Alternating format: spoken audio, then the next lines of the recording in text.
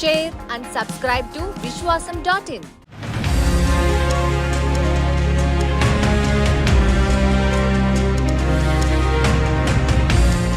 రాజకీయాల్లో సక్సెస్ అయితే చరిత్రలో కొన్ని పేజీలు రాసుకున్నట్టే. రాజకీయం ఉన్నంత వరకు ఆ పేరు రెలవెంట్ గా ఉన్నట్టే. అలాంటి ఎటర్నిటీని లేటెస్ట్ గా సాధించినోడు రేవంత్ రెడ్డి.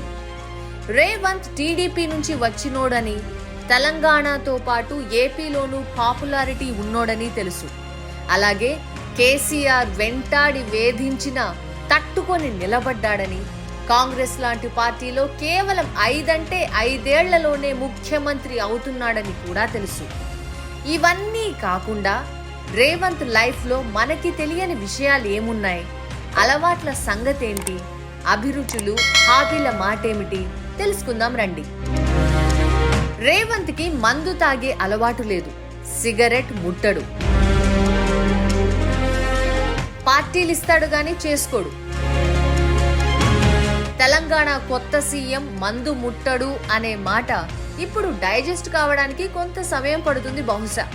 అన్నట్టు ఏపీ తెలంగాణ సీఎంలు ఇద్దరు ఇప్పుడు టీటోటలర్సే అన్నమాట.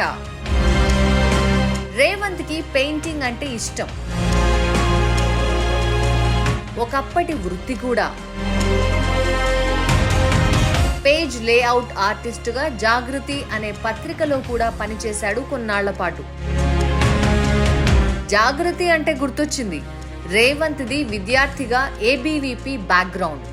నాగ్పూర్ రేంజ్ లో సంఘ్ పరివార్తో సంబంధాలు కూడా పుష్కలంగా ఉన్నాయి. టీడీపీ నుంచి బయటకు వచ్చే సమయంలో బీజేపీ నుంచి ఒత్తిళ్లు వచ్చాయని, తమ పార్టీలో చేరాల్సిందిగా గట్టిగా అడిగినట్టు చెప్తారు. సంఘ్ వాసనలు ఉన్నా మోడీ నాయకత్వం అంటే తీవ్రమైన వ్యతిరేకత రేవంత్లో ఉంటుంది. రాజకీయం కోసం ఈ మాట చెప్పడం కాదు, అసలు బీజేపీ అంటే ఇది కాదన్నా, మోడీ వచ్చి ఖరాబ్ చేసిండు అనడం సన్నిహితులకు తెలుసు. రేవంత్ ప్రపంచ పరిణామాలు ఎక్కువగా అబ్జర్వ్ చేస్తాడు. అన్నా, ఈజిప్ట్ రెవల్యూషన్ ఎట్లా పుట్టిందే, కైరోలో అంతమంది ఎట్లా జమైండ్రు, ఇలాంటి విషయాలు ఎక్కువగా మాట్లాడతాడు. అంటే పల్స్ స్టడీ అన్నమాట. కాశ్మీర్లో రాళ్లు విసరడం ఓ ఇండస్ట్రీ అన్నా, కొందరికి అది ఆందోళన, ఇంకొంతమందికి ఉపాధి. పార్టీ పెట్టిన మొదట్లో కేసీఆర్ కి ఆ మాట చెప్తేనే కొన్ని మార్పులు చేసి ఉద్యమంలో వాడిండు అంటాడు. రేవంత్ పుస్తకాలు చదవడం తక్కువే కానీ చదివే వాళ్లతో మాట్లాడడం, చర్చించడం ఎక్కువ. మరీ ముఖ్యంగా సాహిత్యంతో పరిచయం ఉన్నవాళ్లు, జర్నలిస్టులు, ఆర్జీవీ లాంటి సినిమా డైరెక్టర్లతో ఎక్కువగా మాట్లాడతాడు. గట్లయితేనే విషయాలు తెలుస్తాయి అంటాడు.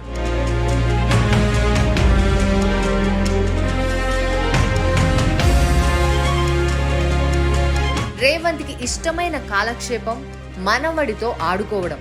ప్రచారంలో తీరిక లేకుండా ఉన్నప్పుడు కూడా 10 నిమిషాల సమయం దొరికితే మనవడితో లాన్ లో ఆడుకోవడం అలవాటు. కాదు, అదే తనకు relaxation.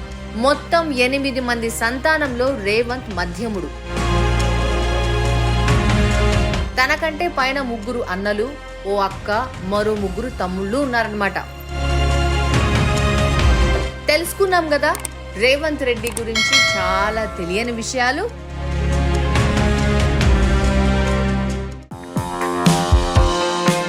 Like, share and subscribe to Vishwasam.in.